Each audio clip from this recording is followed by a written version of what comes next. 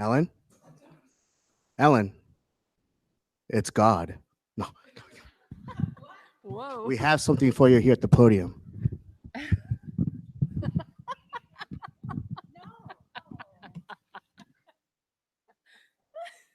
You guys are terrible.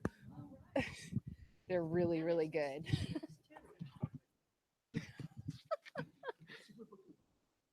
I know, you're God.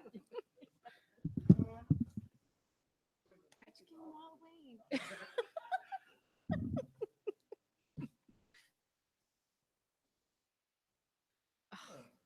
Sad day. All right. I know that's true. All right, at 7:31, we'll reconvene the meeting of the Mountain View Wisman School District Board of Trustees. I'd like to report out that in closed session, we approved settlement agreement OAH case number 201-901-0679. The settlement resolves the student's claim for compensatory services, and the settlement resolves the student's claim regarding special education placement through the 2020-2021 school year. We'll move on to the consent agenda. Do I have a motion? So moved. Seconded. All those in favor? Aye.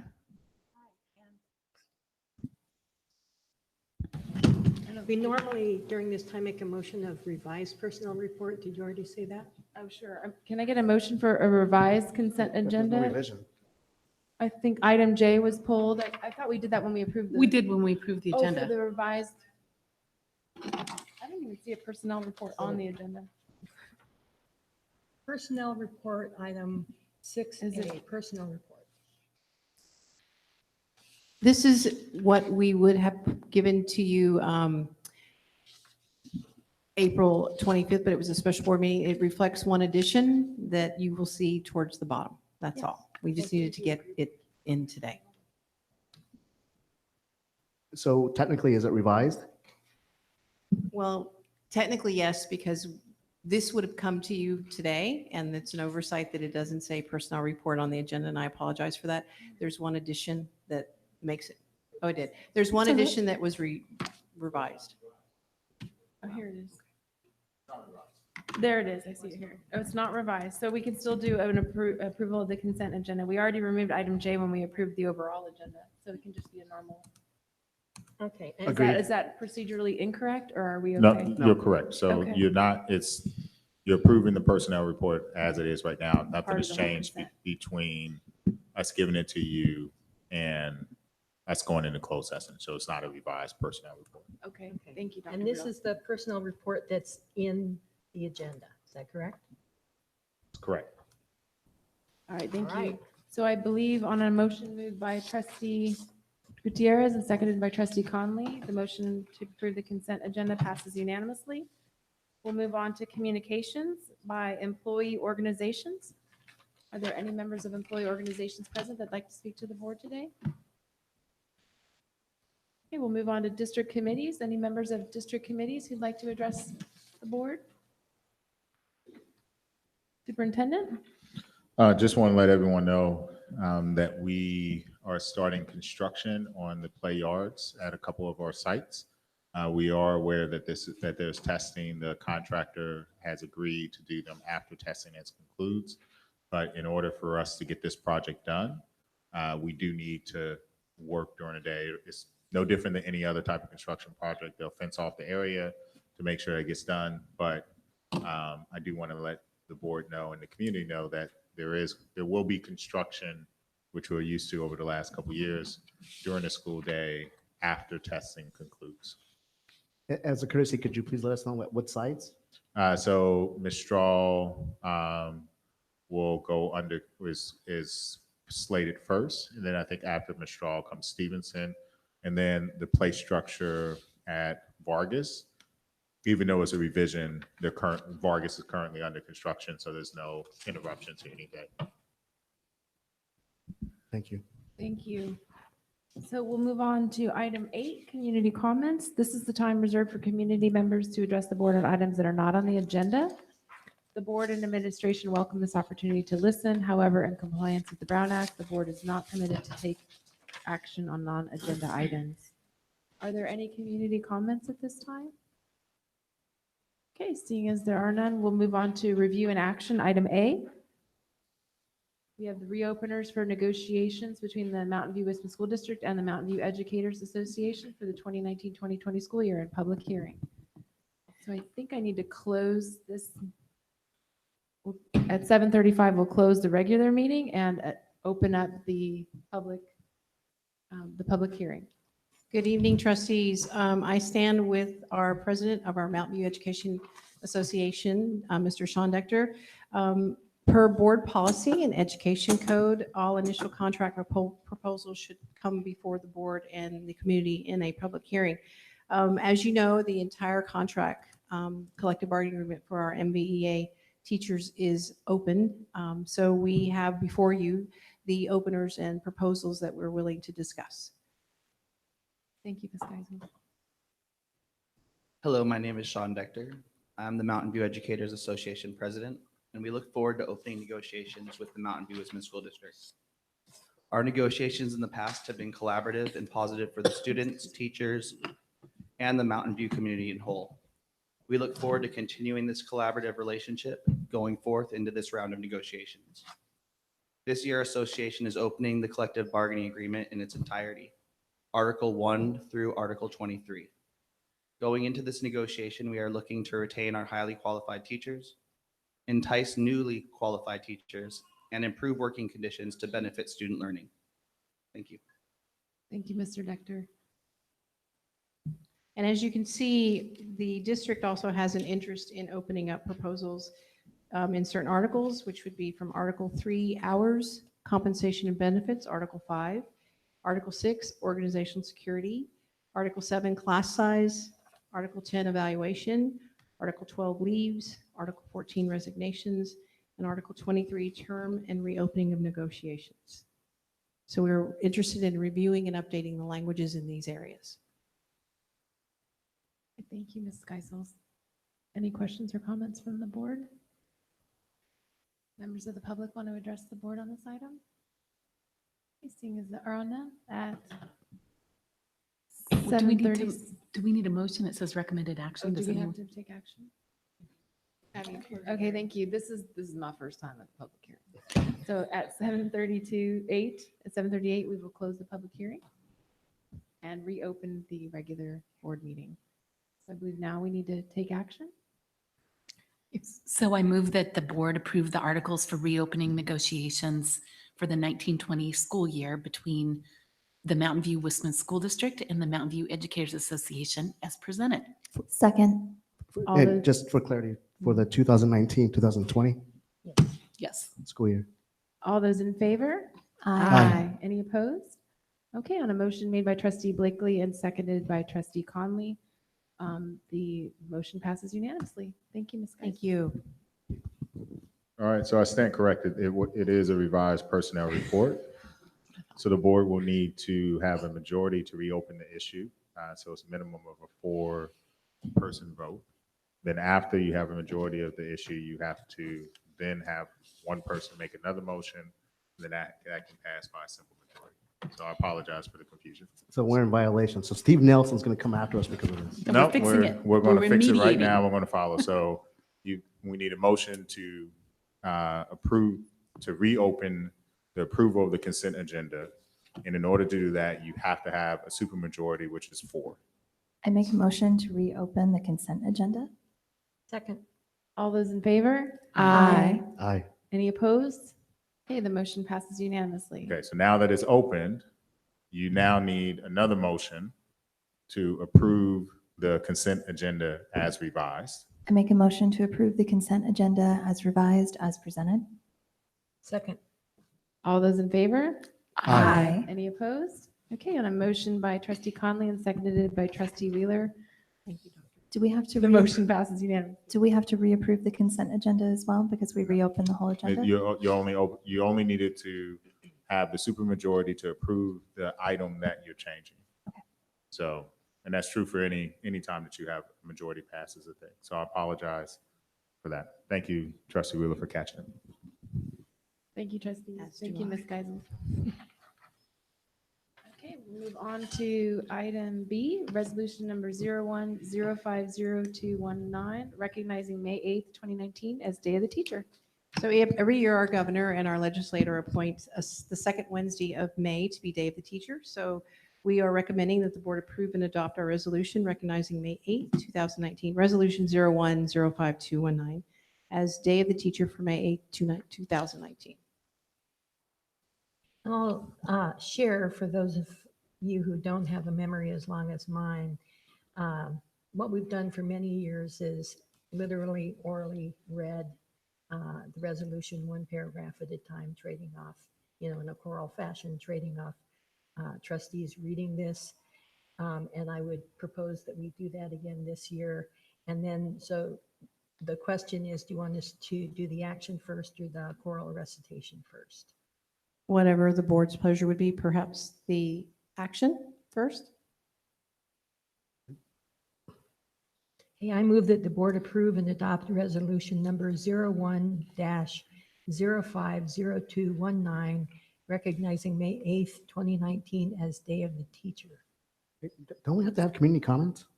I'm sorry. Don't we have to have community comments? Ask if there's community comments? Yes. Mhm. Are there any community comments on this item? Okay, seeing as there are none, we're having procedural challenges this evening. Thank you for your patience, everyone. And we have a motion, I believe, on the floor. We need a second. Second. All those in favor? Aye. Any opposed? Okay, on a motion moved by trustee Wheeler and seconded by trustee Gutierrez, resolution number 01050219, recognizing May 8th, 2019 as Day of the Teacher, passes unanimously. And now we'd like to read it out loud here. Whereas education is the most vital activity we as a society undertake to ensure the well-being of a nation, and Whereas education is in large measure the result of the talent and commitment of teachers and their ability to inspire, encourage, and enlighten. And Whereas teaching is a profession characterized by skill, knowledge, discipline, tenacity, and creativity in the delivery of instruction. And Whereas teachers are a source of caring, concern, counseling, empathy, warmth, and love, and deserve recognition and gratitude for the invaluable work they do. And Whereas teachers in the Mountain View Wisdom School District educate and motivate students, including those who require unique skills and compassion. And whereas teachers in the Mountain View Wisdom School District have made a crucial difference in the lives of students and are the true champions for children, schools, and community. now therefore be it resolved that the Board of Trustees of the Mountain View Wisdom School District and the superintendent express their gratitude and command. The teachers of the Mountain View Wisdom School District and join the Governor and Legislature of California and designate May 8th, 2019 as Day of the Teacher. And be it further resolved that the Board of Trustees of the Mountain View Wisdom School District and Superintendent encourage activities to recognize and honor teachers on this day. yay, teachers. I hate to point this out, but there's a typo in Yeah, I the- know. There's a couple of them. Maybe we can. Thank you. Okay, so we'll move on to item D, the Yucheng International School proposal for classroom conversion and playground remodel. excuse Oh, me. did I We miss one? have Item C. one more resolution for I classified. apologize. We're on item C, resolution number 02050219, recognizing May 19th through the 25th, 2019 as Classified School Employees Week. Each year as well, the governor and the legislature of California designate the third week in May as Classified School Employees Week. We are recommending that the board approve and adopt resolution 02050229, recognizing May 19th through the 25th, 2019 as Classified School Employees Week. But before I make my motion, maybe you'd like to ask for community comment. Wow. Okay. Apparently there are no questions or comments from the board on this item. Are there any members of the public that would like to address the board on this? Okay, seeing as there are none. I have a comment now. So I'd also like to be able to read this out loud, Yes. Okay. please.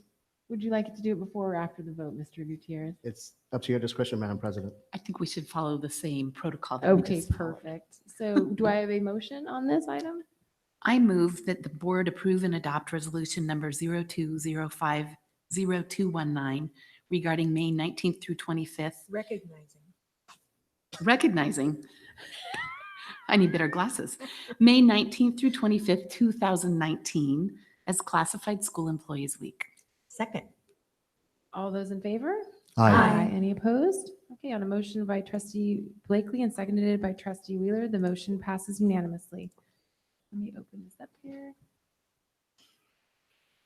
Okay, whereas the week of May 19th through May 25th, 2019 has been designated by the governor and legislature of California as Classified School Employees Week, and Whereas classified employees support and enhance the educational process by assisting instructors, transporting students, preparing nutritional meals, maintaining buildings and grounds, and performing all technical, business, clerical, and secretarial functions, and Whereas classified school employees contribute to the establishment and promotion of a positive instructional environment and play a vital role in providing for the welfare and safety of Mountain View Wisdom School District students.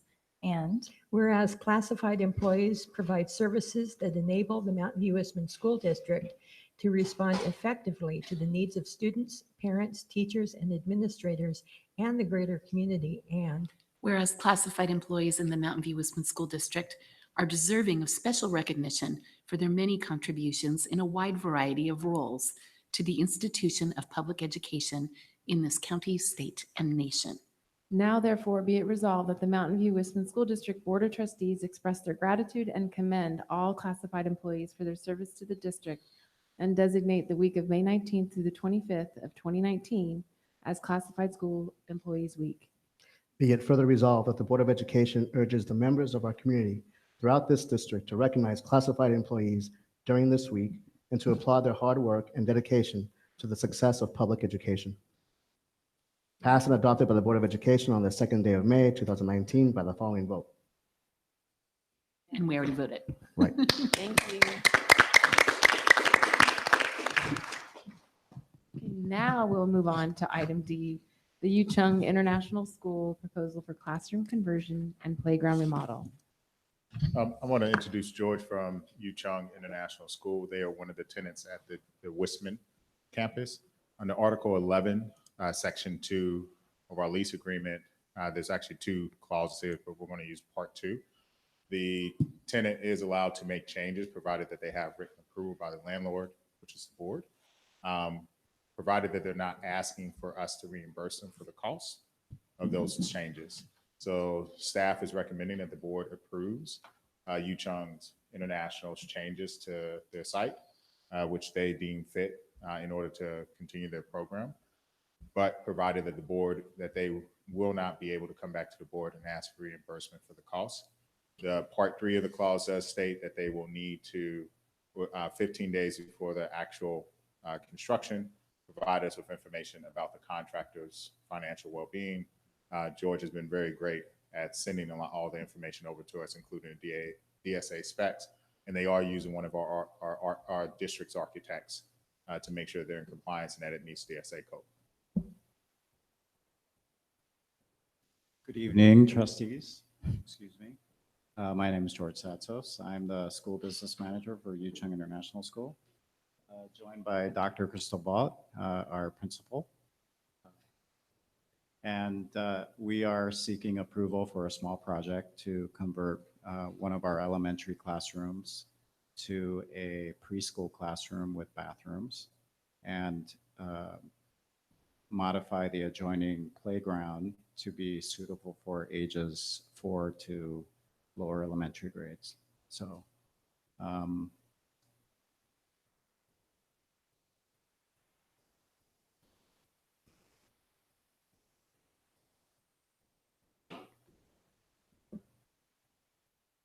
I can go through the project here. It's pretty minor compared to what you've already done all around your district, so I don't think you'll be too surprised.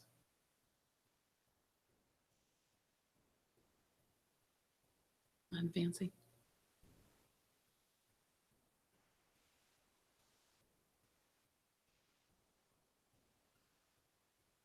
Give it here. It's not compatible. You have it there.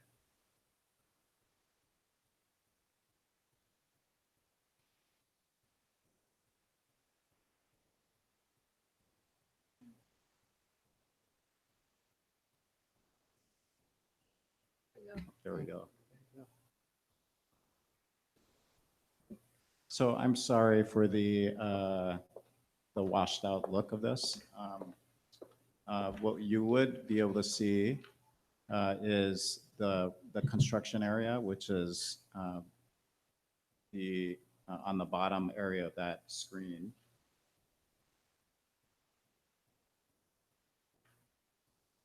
Which would include the classroom, one classroom, which is a portable unit, and the adjoining play area.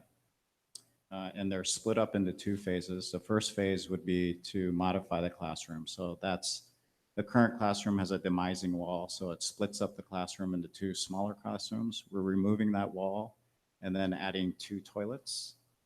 So that'll allow the little kids to have a bathroom in the classroom. And then, as you can see, that play space next to it, we're removing the equipment that we have currently and putting in a few varying types of play surfaces, a few trees. There's no trees right now. We're going to add 3 to 4 trees. And then a play structure that's the 2 to 5 age group. And some planter boxes and things like that. So that will give us a capacity of 20 or so kids for age 4-year-olds. And that's it, I guess. Do you have any questions? At one point you said it was for preschool through lower elementary, that this is 2 to 5, not like 4 to 7 or Well, something. the play yard, they group them together by 2 to 5 and 5 to 12 for the approval age ranges. That'll be the play structure age range. We're hoping that we can make the play yard challenging and interesting enough for our lower elementary as well. Okay. So it should go through 4th grade or age 4 to about 1st or 2nd grade. So do you currently have preschoolers? Not at this campus, no. We have a separate location about a block away on Middlefield behind Dollar Tree. I don't know if you're familiar with that area. We have about 108 preschool students right now. So it would bring our total up to about 125, 128 preschool students. I'm guessing you have a pretty long wait list. There is now, Yeah. and that's the reason we're kind of bumping it up a little bit. And I had one other question, and this might help if I had reviewed the lease, but the lease permits you to do it, assuming that we authorize it and it's DSA compliant, which is all well and good. If you were to terminate the lease earlier, do the improvements stay with the premises? That's correct. Okay. Yep. I have a question about the trees, or more of hopefully, well, it's probably more of a comment.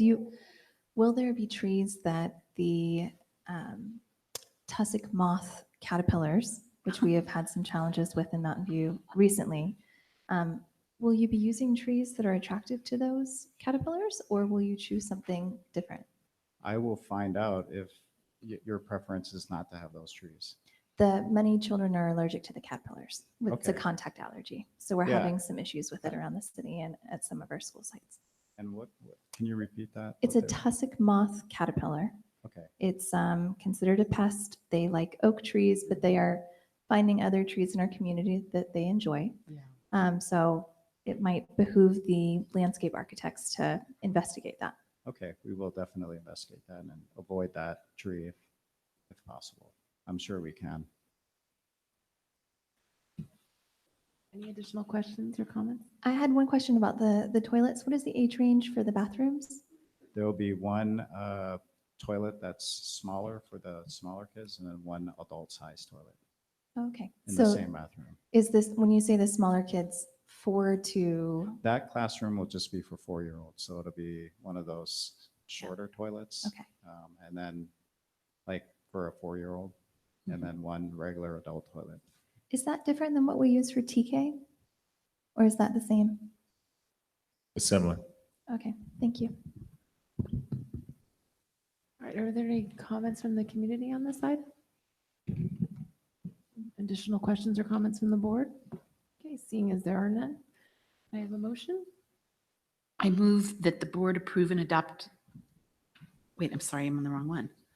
I move that the board approve the classroom conversion and playground remodel at the Yu Chung International School located on the former Wisman School campus. Second. All those in favor? Aye. Any opposed? Okay, on a motion made by trustee Blakely and seconded by trustee Gutierrez, the motion passes unanimously. Thank you, Thank you Mr. very much. Satos. And we'll move on here to item E, mental health tiers of support. We have Ms. Mays presenting. Hello again. Okay, that's okay. You don't have it? You don't have it? All right. The mental health tiers of support align to our strategic plan through Goal 1, where every student will be prepared for high school in the 21st century citizenship strategy. 1.3, implement a multi-tiered system of support that intervenes early and often to meet the needs of all of our students, with the desired outcome being to have a clear response to instruction process for identification, assessment, and services. Our current staffing that we have had this year for the 18-19 school year has been 2 clinical therapists that we contract out from a contracting service agency. And we currently have 5 school psychologists that serve our 10 schools. One of our clinical therapists, as of the beginning of April, has been out on medical leave. So our other clinical therapist has picked up her caseload, and we have found that it has worked well for him. And along with that, some of our psychologists has helped support the students who don't need that level of support of a clinical therapist to help support the one clinical therapist that we have now. And so our 1920 challenges as we move into next year, opening a new elementary school, and now knowing that we can service our students with one clinical therapist, but what we actually need is an additional school psychologist. Our current staffing, or our current students that receive clinical therapy, we have 28 students with individualized education plans that have clinical therapy on their IEPs, and we have 5 students who currently have 504s with clinical therapy. Our psychologists this year will also be, for the 1920 school year, will also be a part of the crisis response team that the Health and Wellness Committee has been putting together. My proposal is to hire in-house one clinical therapist, so we're eliminating a contracting service, and then hire an additional school psychologist to help support Vargas as well as our other school sites. Currently, we have several school psychologists who travel to 3 different school sites. The principals are finding that it's difficult to get in contact with them. Adding an additional school psychologist will allow the psychologists to have less student contacts and remain at 2 school sites instead of traveling to 3 school sites. And they will also be able to help support the clinical therapist by actually having 3-tier level of support for our mental health students. Our first tier is the tier 1, which would be the general education chat counselors that we have at every school site. Our tier 2 will be the school psychologists, and the tier 3 would be that clinical therapist. And so it would allow the school psychologists to help support that clinical therapist and to really move the students up and down as they need, dependent on their needs for clinical therapy and for their mental health needs. The current caseloads that we have, 3 of our 5 psychologists see well over 1,000 students. One has almost 1,500, one at 1,300. And so next year our numbers will come down if we're able to add a 6th psychologist so that they're able to serve the school sites better. They're able to be more available to the school principals and support the students at all of the school sites.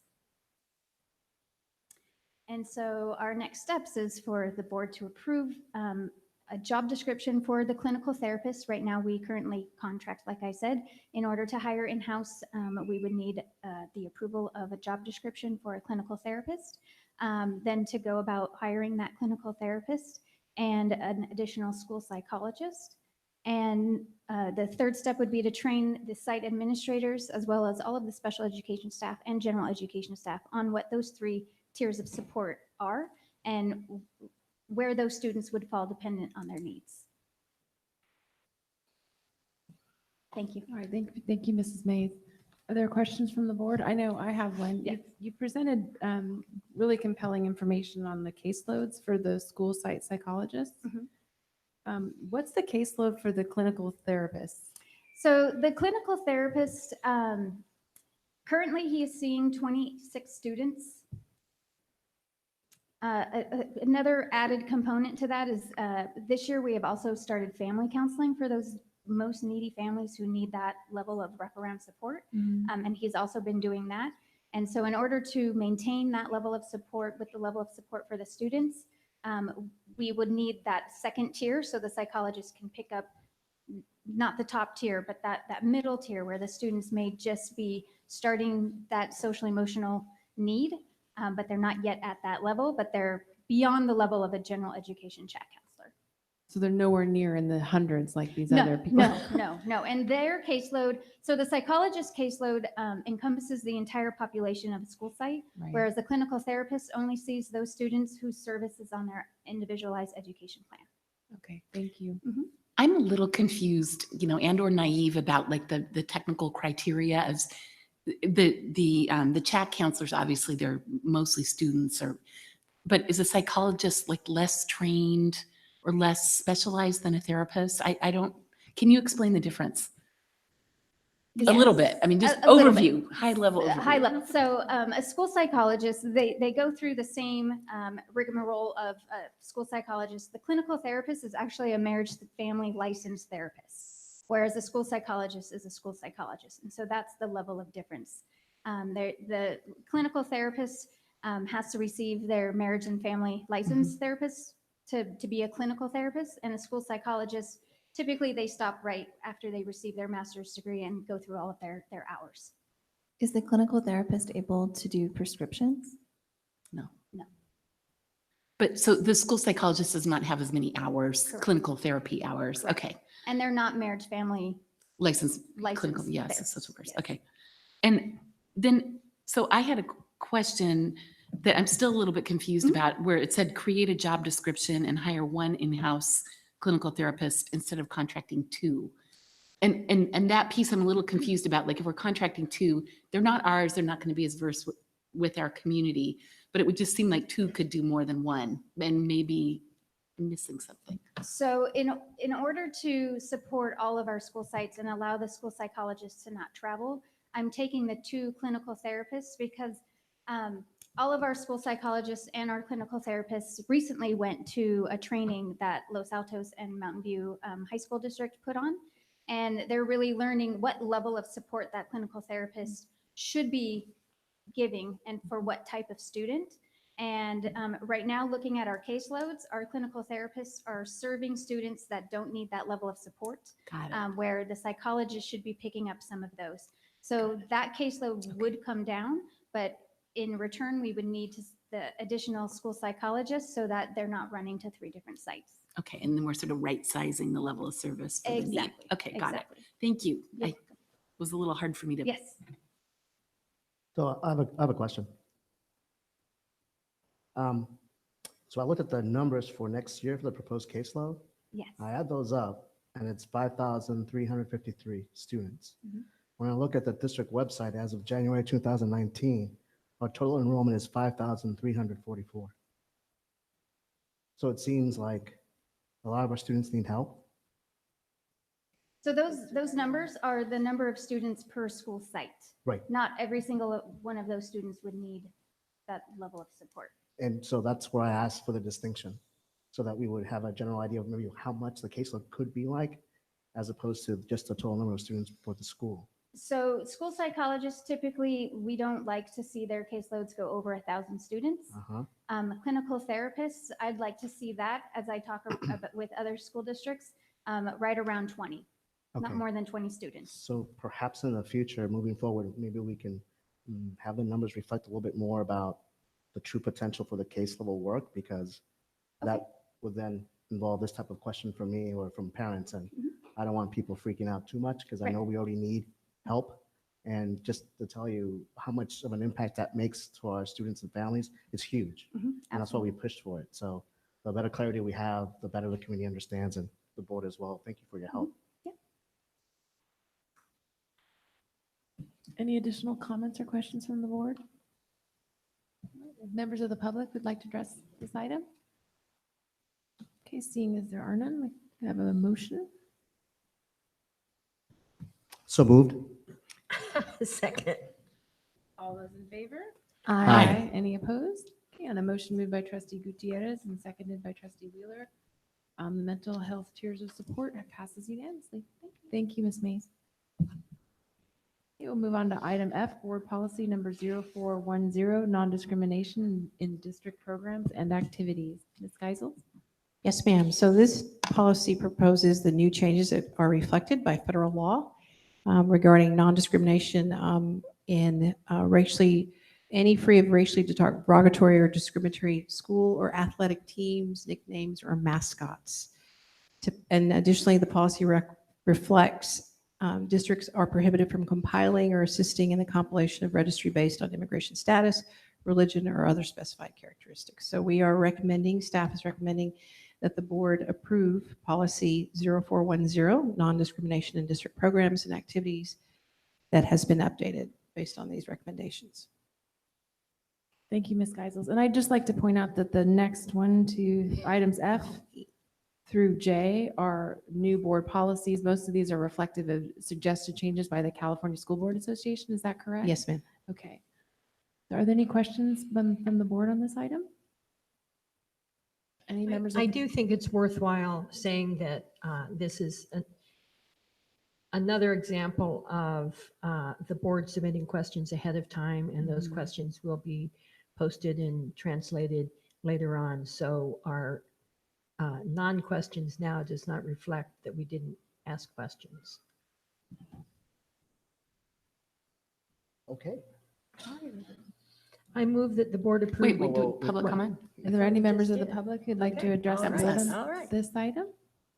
Okay, seeing as there are none. Well, and so Um, comments from the board, I Comments? did just, this, you may see this when it gets published, but I'm glad that this just sets a floor for the minimum amount of translation that we have to do, and that we do much more translation that the policy would require. So just, I'll make it clear, when I usually do comments, questions, comments from the public, and then comments from the board. That's how I have it set up in my mind, if I haven't made that clear. So I think we're ready now for a motion. Ellen, you were saying? I was saying that I move that the board approve board policy number 0410, non-discrimination in district programs and activities at first reading as presented. Second. All those in favor? Aye. Any opposed? Okay, on a motion moved by trustee Wheeler and seconded by trustee Conley, board policy number 0410 passes unanimously. Thank you. Thank you. Now, item G. Yes, ma'am. So this policy regards certification of certificated staff. It is in, the changes are in recommendation and compliance with the California School Boards Association. We want to remove any references to NCOB, No Child Left Behind, and it gives guidance to our district when a clear or preliminary credential teacher is not available to hire based on the California Teaching Commission recommendations. So we are recommending that the board approve policy 4112.2 certification at its first reading as presented. Any questions from the board? Wait, so then this sets forth priorities in hiring if there is an unavailability of a credential teacher based on the ed code? Yes, sir. So what would happen is, for example, there's an internship program that the CTC has approved. There's also, if a teacher's ready to get a credential in 6 months, there's a provisional certificate and credential to get that. And there's also a provisional short-term staff, a PIP. So they're all outlined, and those are the policies or procedures that we will follow as recommended by CTC. Any other questions? Okay, members from the public want to address the board on this item? Seeing as there are none, any additional comments? All right, can I have a motion, please? I move that the board approve board policy number 4112.2, certification at first reading as presented. Second. All those in favor? Aye. Any opposed? Okay, on a motion made by trustee Gutierrez and seconded by trustee Conley, the motion passes unanimously. We'll move on to item H, board policy number 4113, Yes, so this is updating this policy regarding assignment of certificated personnel. We are following California School Boards Association recommendations to remove any references to NCLB, and that we will use the California Teaching Credentials Administrator Assignment Manual and following those procedures when assigning teachers according to their credential to the class that they're assigning to, teaching to. So we're hoping board will approve board policy 4113 assignment to update the reflections as shown. All right, are there any questions by members of the board? Members of the public would like to address the board on this item? Additional comments? Do I have a motion? I move that the board approve board policy number 4113, assignment at first reading as presented. Second. All those in favor? Aye. Any opposed? Okay, on a motion moved by trustee Blakely and seconded by trustee Gutierrez, the board policy number 4115 passes unanimously. Oh, I'm sorry, 4113. My apologies. So we'll move on to board policy number 4115. Last one. So Thank the you, Ms. district is in Geisel. process of updating all of our policies in accordance with recommendations from CSBA. This policy is updated to clarify the languages regarding evaluations of teachers, certificated staff, and their purpose. It designates the superintendent or designee to assess the performance of certificated instructional staff. Staff is recommending that board approve board policy 4115, evaluation supervision, as it's been updated per CSBA recommendations. Any questions from the board? Members of the public? Additional comments? Okay, I have a motion. I move that the board approve board policy number 4115, evaluation supervision at first reading as presented. Second. All those in favor? Aye. Any opposed? Okay, on a motion moved by trustee Gutierrez and seconded by trustee Wheeler, board policy number 4115 passes unanimously.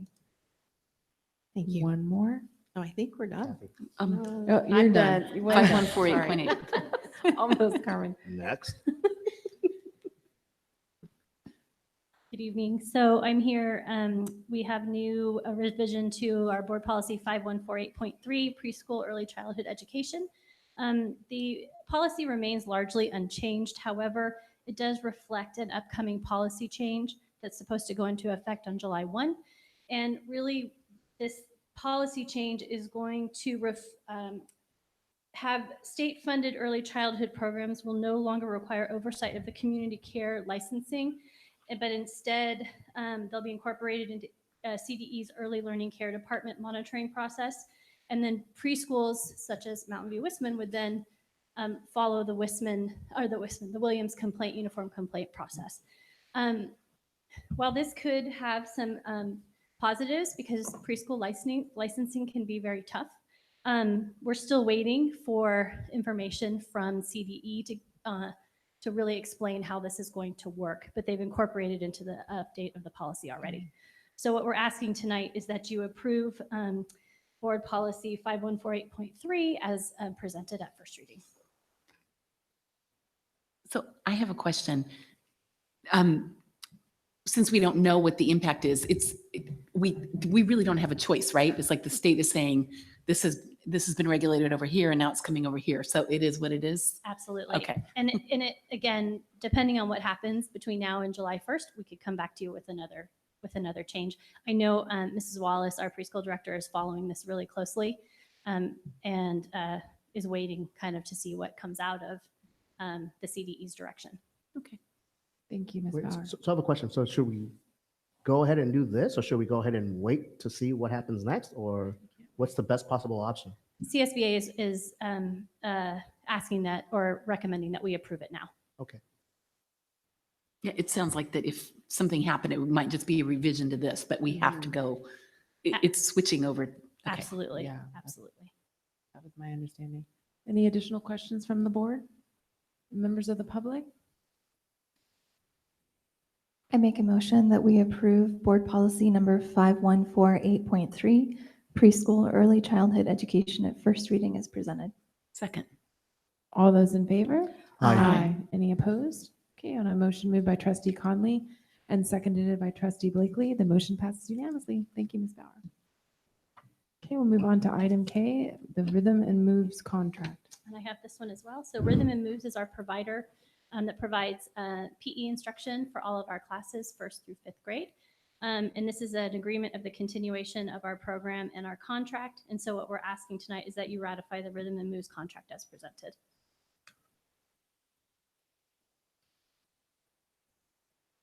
Any questions on the board on this item? From the community? Oh, I do have one question. Will this will also be available at Vargas next year? Yep, they are already written in. Is that the main change to the contract from the prior one? It costs, they had a 1.43% increase over last year. Okay. How long have we been contracting with them? Long time. Ooh, I want to say 4 or 5 years now. Mhm. Yeah, I know they've been around since we've been in. Yeah, and they provide certificated teachers to do PE, so it allows the elementary teachers to have their preparation periods. Thank you. Did I already do the public comment on this? They're starting to blend. Any members of the public want to speak on this item? Okay. Any additional comments from the board? All right, do I have a motion? I move that the Board of Trustees ratify the Rhythm and Moves contract as presented. Second. All those in favor? Aye. Any opposed? Okay, on a motion moved by trustee Blakely and seconded by trustee Wheeler, the motion passes unanimously. Okay, now's the time for board updates. And I have one. Oh, did we? We can't hear you. Go ahead. No, go ahead. Okay, so not only did I submit my board update to Ms. Lilga, I would like to do some show and tell tonight, which kind of reflects what we used to do when we had time at the end of a meeting to actually say in public what we've done in the last couple weeks. Anyway, I would like to purposefully bring this up tonight in public so that anyone who's watching this meeting can also hear it. So I happened to attend a Commonwealth Club forum a few days ago, and it was about a book called $1 Trillion Coach, the Leadership Playbook of Silicon Valley's Bill Campbell. And the authors and presenters at that forum were, worldwide technology leader names, Eric Schmidt, Jonathan Rosenberg, and Alan Eagle. And a reason I want to bring this up tonight is that these international leaders of business not only were they praising this gentleman as a professional coach, they were strongly recommending the practice of having executive coaches for successful companies and having those coaches not only coach the executives, but the executive team. And that resonated with me. That's it? That's it. Oh, I thought you were going to do like an analysis or something.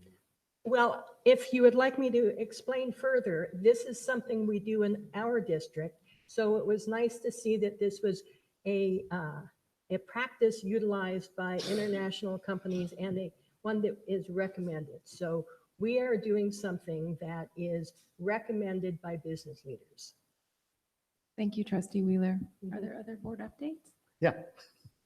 So I'd like to let the community know that the Mountain View Wisconsin School District was invited to participate in the first Spanish language civic leadership Academy Resources Fair of 2019.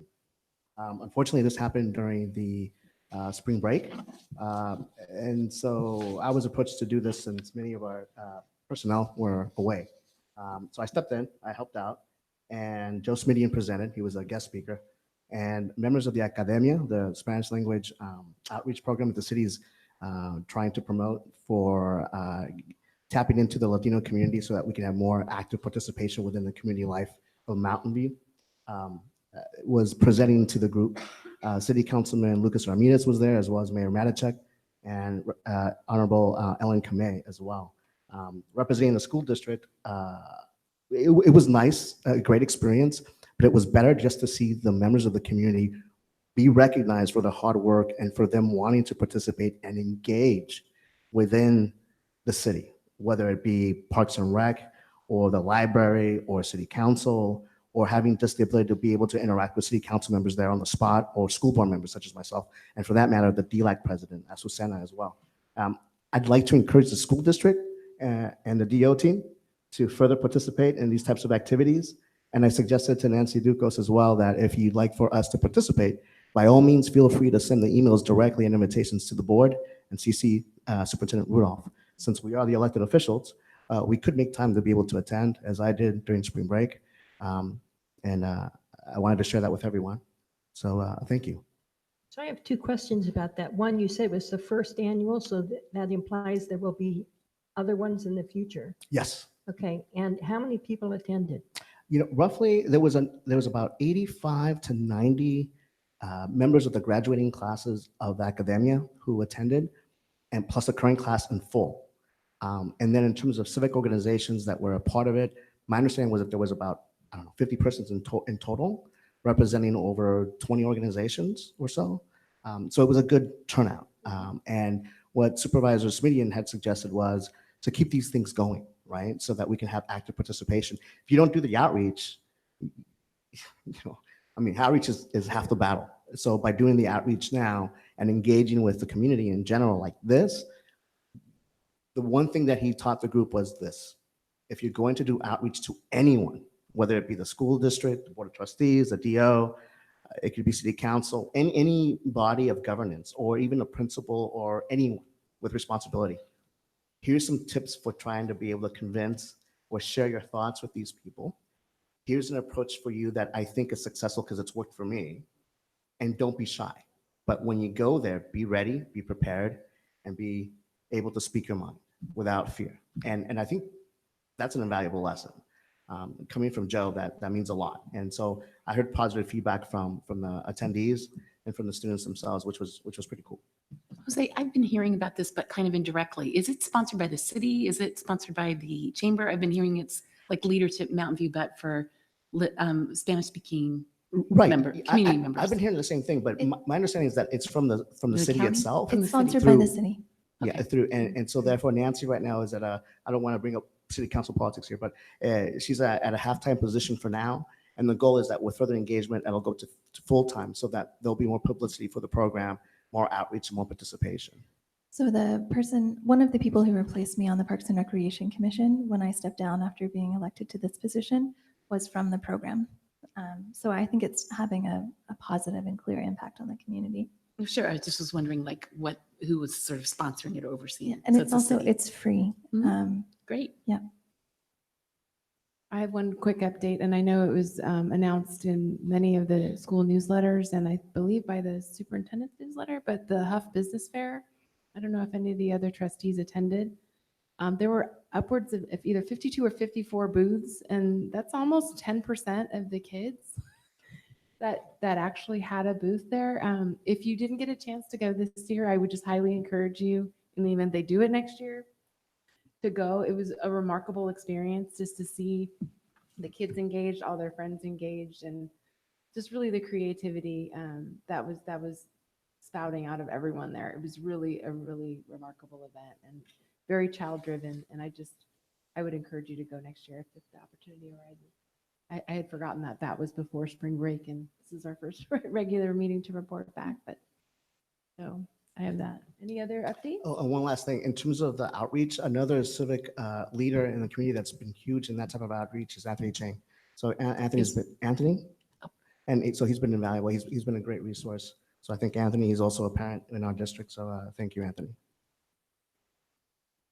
Just this yesterday at the Challenge Team's annual breakfast, where Jose Antonio Vargas was the keynote speaker, I learned, and maybe I'd missed it in prior emails, but Dr. Jones is going to be meeting with him at the Center for Performing Arts is on May 13th. It is at Okay. 6:30. Is that been in all the newsletters and I just I read over haven't it too seen it. I quickly? saw it at the library. Okay, I just want, since that's before our next board meeting, just wanted to, I think it was at 6:30 that evening, right?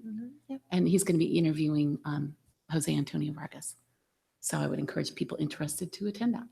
And I encourage children as well to attend. I think Mhm. it would be a wonderful experience. He was a very powerful speaker, and his written work is amazing as well. Agreed.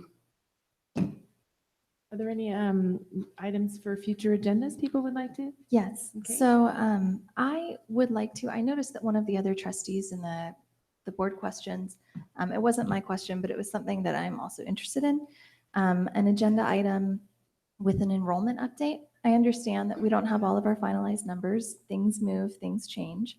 But given that we are transitioning to new boundaries in the fall, I'm hearing a lot from community members about what are the enrollment numbers going to look like at our schools across the district. And so I'd very much like to have, before we leave for the summer, a presentation that is just a snapshot in time of our projected enrollments. I know that principals have some idea of enrollments, and I've heard from parents at other schools that their principals have discussed it with them and then they have questions about it. So I think it would be good for us to have it at the board level as a presentation as well. I think it's a great idea. Yeah, I do Thank too. you, Trustee Conlon. So we have 3 trustees interested in that item? 4. 4? Thank you. But normally, don't we get like an update, Dr. Rudolph, about future numbers? Normally, isn't that done a little bit after, around now, You get in the fall in the fall? because people are still enrolling and people are still moving in. So our numbers change almost day to day. Yeah, And they do. We I see think a it's- large shift at the end of summer too, has changed. We do. I don't mean, for instance, Montaloma had a combo earlier this month. Now they don't have a combo. I mean, we can do a report, that's fine, but the numbers continue to change. And so that's why we normally wait right before the first meeting in the fall to talk about what enrollment looks like, but we can pull something together. I think it's fair to say that it's just a snapshot in time, that we know that it's going to change, but this is an exceptional year in our district with the new boundaries going into effect. So I think it's worthwhile to have an update. Well, based on the agenda items that we have upcoming, Madam President and Superintendent Rudolph, would this be a good investment of our time to be able to do a snapshot, or would it be better presented to the community through, let's say, an email update, a superintendent update? What would work best? Because I know your team's also right now going full steam ahead, and you have your plates pretty full. I mean, this was supposed to be our shortest meeting today, so, and it's 8:30 now. So it's safe to say that we'll probably go to 10 moving forward for the next ones. And that's assuming that we adhere to time constraints. So at this point, if you want it, I mean, we'll put it, the earliest we probably can get it on there is June 14th. It's just going to be a long meeting. Well, I'd rather prefer an update, not at the board level, but through an email, if possible, if that lessens the workload. I'm just trying to make it easier No, to just I mean, figure this no- out in a more balanced approach, No, as no opposed to just matter, throwing you something with. we'll have to explain it anyway. What we use internally for sheets isn't really something that the public's going to be able to consume to understand what's actually taking place. So no matter what, we'll have to create something, and it'll be, whether it's a written form or a presentation. I don't think that's neither here nor there for staff. How much So- staff time do you think this would take? Can I ask a question of trustee Because you have to Conley? double that if we do it Having- twice.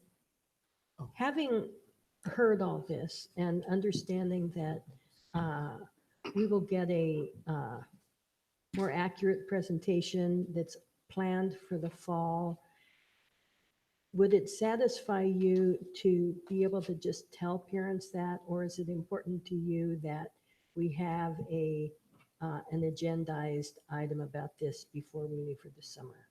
So one of the things that's been happening is I've been approached by multiple families at different schools who are in transition zones regarding the numbers projected for next year. So they're hearing things that they think sound different from what was presented with our boundary changes and grandfathering discussions that we've had in the past. And it appears to be there's some public confusion about how the boundary change is actually going to impact enrollment at school sites. So I think for me, it's a public clarity, public transparency issue. And showing families that we have put in place boundary changes. We have agreed on a grandfathering protocol. And this is what we expect to happen as of now, but we understand that it may change some over the summer. Because I've been hearing that the reports they're getting at their school sites are different than the projections that we had in the past. So there's some confusion and distress about that. Well, I think that's going to be the case no matter when. We could do a presentation in a month, we could do it in 2 months. And if we're not close enough to the start of the school year, we're still going to be off the target. My guess is what's happening is people in transition zones who, if they're potentially could stay at a school with, what was it, the under prescribed, there was another term you had for it. They want to know whether Right. there's They- going to be, That's part of Under- it. They want to know if there's, and I know the opportunity to apply is usually based on the previous years of enrollment. No, so No. it's based off of this year. So what comes next is at the end of this month, you will have the exemption process take place.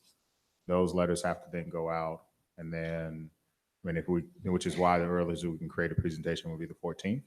And then after that, if a person wants to apply for a under-enrolled kids school, it has to take place after we do the exemptions. So how does the public get information about which schools may be under-enrolled? It's based off of grade level, and until we go through the exemption process, we can't determine which grade levels have capacity. and when did we meet on that? Carmen, May 23rd? Is that May 21st. first? Okay.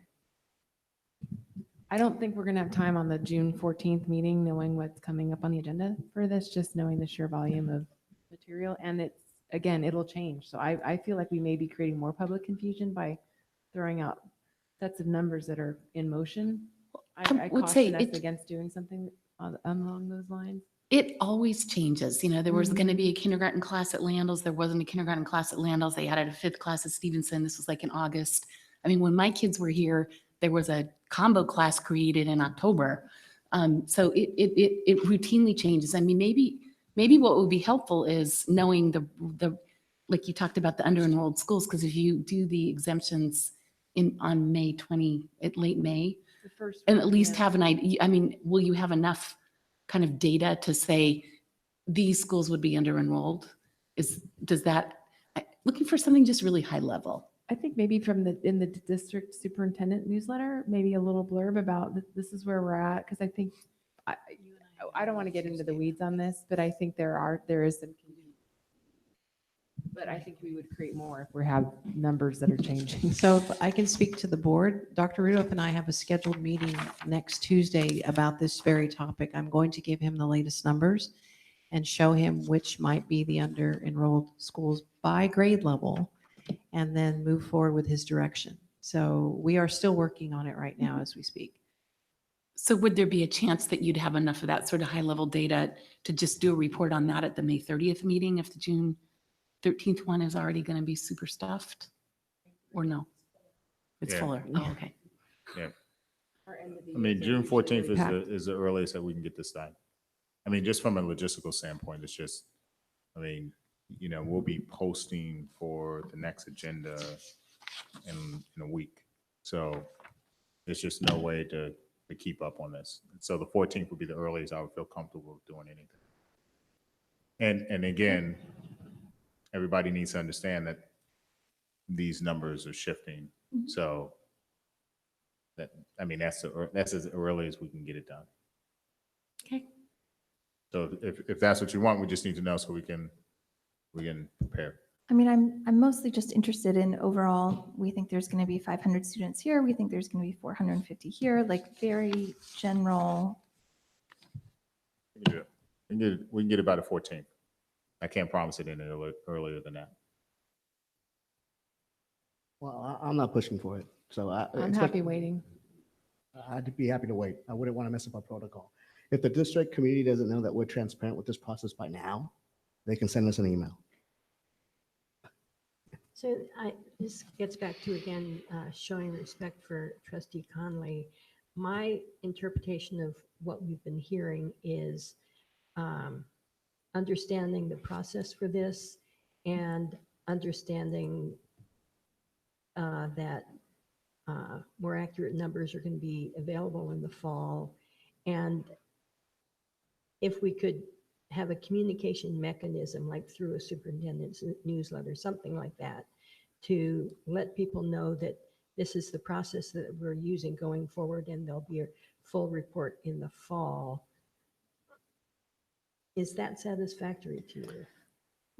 Is there an opportunity, once we know, after the exemption hearings are done, to share which areas may have under enrollment? So parents who are interested in applying to schools that have under enrollment at least know that it's a possibility? Could that be in a superintendent's update? I mean, we have to advertise for it. It's the first time we've ever done anything like this. So it's just, what we've essentially done is we've made enrollment not all year long. So come June 14th, we'll have to gear back up to publicize this information, which is normally when is our dead time. I mean, so we'll let people know. I don't know what that process looks like because we haven't even got that far. We're still trying to get through the exemption process. So I'll know more on Tuesday, and we can, if you want a presentation, we can do a presentation. If you want it in a report, we can do it in a report. I don't really, I think if it was something that we were already preparing for, I think I would be able to speak a little bit more to it, but I don't think I have enough information to accurately say the amount of time that it's going to take. So I just know from a time standpoint. Could we're you not- give me some insight into how the information is being communicated to principals? Because it seems like the confusion is occurring at the school site level. So principals were given their base allotment that we think based off of April, and that's just for staffing purposes so that they know who they could hire and whether or not they have a combo class. It's not used for anything else but classroom allotments, so that they can prepare for, as we have resignations or retirements, and also the opening of Vargas, that they know how many teachers that they're going to have. And so we've been communicating that information all year long, going to different meetings and talking with different staffs that X amount of people are going to be leaving. I mean, Sean's heard this multiple times. This number of teachers will possibly, this is the impact on your staff. We had to design a whole process to, get people to volunteer to move. Then we had to backfill. So the only thing that we've had thus far is allotments. Here's what we believe your allotment is, which is a normal part of the process at this time. We normally do not talk about the allotment, what the enrollment of a school is, until we get closer to the official CalPADS date, which is in October. And do we have numbers on the people who chose to keep their fifth graders at their existing school and keep siblings? They were all grandfathered, so we didn't move any fifth graders. And they all enrolled at their current sites? We didn't give them an option to right, move. fifth graders had to, They had to stay? They couldn't had to, move? right. because Vargas doesn't have fifth grade. But the siblings were optional. Yes. So we have the numbers on the siblings.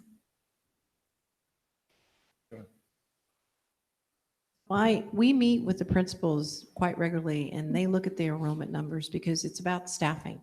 Mhm. So they know who's resigning, who's been reassigned, and we work with the union. So they have a very solid idea of their current enrollment numbers as of, I think, last week was the last time, but I have new numbers as of today.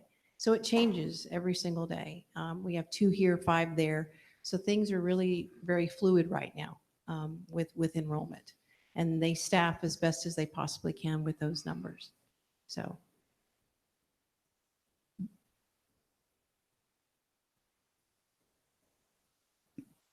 So Trustee Conley, my sense after this discussion is the most valuable thing we can provide to parents is an understanding of the process we're using. If we can publicize the process we're using, I think that's the most valuable thing. And my preference would be to not take time for a report on this when we know that our meeting in June is already very, very full. And part of the process description would be to let people know that, we're going to have much more accurate and full uh, description for them at a board meeting in October. So would that satisfy you? I mean, it sounds like there's not a majority of board support for this. So I am looking forward to hearing more in the fall and hope that we can communicate for parents who are confused at their school sites, that we can clear up some of that confusion for them at school site levels. I think if you can just tell me where you're hearing some of the confusion at, and what some of the questions are, then we have a leadership team meeting on the 14th, and we can talk about it then. And then I can pull some rough numbers and put it in tomorrow's weekly. That just, because that's just pulling the report. Just again, knowing that that is what occurs as of today. And we don't know, we normally see a spike over the summer, and then we see another spike in April. So it's a really hard thing, but why don't you just send me, here are the things I'm hearing, and then we can address those so the principals are prepared, and we'll talk internally on Tuesday to see what other things we need to do. And then I'll put the projected numbers that we have as of today in the weekly. Thank you. All right, are there any additional items for future agendas? And we've got future board meeting dates. So I have a question. I mean, we've got May 30th and then June 13th. If it's so full, not that I'm itching to meet again, but I know the 7th we've got graduation. I mean, do we need to try to schedule an additional meeting, or are we going to have enough time to cover what we need to cover on the next 3 meetings? I think we're going to have enough time. I have Okay. some work travel and other commitments too. It would be really challenging for me. I mean, you don't need me here to do it. Well, no, I mean, I'm not itchy, but if there just isn't enough time, I'm just wondering if we should think about it. I don't think that there's enough time. I don't Okay. think the issue is clear. And I think Okay. we do have a majority that want some kind of outline of the process that's happening. No, here. I'm just thinking that in No, general. in general. Yeah. Well, I'm just asking the question because you said that both the May 30th and the June 13th meeting agendas were going to be totally jammed. Will we have enough time, So we can't pull anything off of the 30th because those are public hearings, right? and those have already been noticed. And so Mhm. you can't do that. And the 14th is sort of the response time. I mean, you could add Okay. another meeting, but at this point, this is always the last couple of meetings should have been our shortest meetings, and this up to this one, and then the last 3 are always the longest ones because you have LCAP budget, Right. and EPA. So you have very meaty items at the end Okay. that you just have to go through, and then so it's not moving it around isn't going to change anything. It's just seasonal. So I think you were asking more or less whether or not we should have another meeting added in June besides the one that we have, perhaps. Yeah, if that but would it sounds help. like it's seasonal and it sounds like we can cover it. So Yeah, and We I do mean, have unless 3 you're, this month, and then we have 2 in June. So we have What a this, tax schedule yeah, for us. and we added a special board meeting Right, last week, last so week. we're, right. Well, but I mean, offsetting all that, we've had months where we've had just one meeting. So it's not like this is not, I mean, I see why we're at where we're at, but if we could include another meeting to offset the load that we would have for the final meeting, that's just one meeting in June. I would agree with you that if we could do that, we should, if it would help. But it if sounds the- like it's not necessary. That's what I'm hearing. Okay. So I'm just trying to make sure everyone understands each other on that front. Because on the other hand, too, if Tamara's unable to make it, well, hey, man, I'm here. So I can We step in and totally help. take it. But But if- what would this but- additional but- meeting be for? but- It's like- well, No, I didn't but- have an opinion. I was just asking. No, no, I'm no. hearing. Yeah, let's Okay. not get misunderstood. That's why I asked Yeah, the the simple question, the simple answer is that Laura's trying to find out, would it help to have another meeting in June? And we're getting the response from the superintendent in general that no, it wouldn't help because this is just the way it is. So I think no, only if you're trying to add more items that you want to discuss, then yes, it would make sense to have an additional meeting. If you're trying to do it because of the length of the next 3 meetings, because of public hearings and stuff, those are set and we just need to follow that schedule. Okay. So the only reason to add an additional meeting is for things like North Bay Shore, or there are other topics that you're trying to cover and you feel like you want to give that additional time.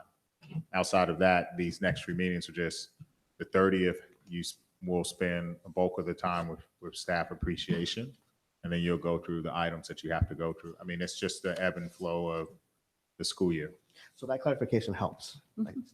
Thank you, Dr. Rudolph. Thank you, Madam President. Thank you, trustees. All right, if there's no further items, at 8:45, we'll adjourn the meeting of the Mountain View Wisman School District Board of Trustees. Thank you, everyone. Okay. So I've got a plate of cookies here. Want a cookie? Chocolate chip. No, thank you. Jose, you want a cookie?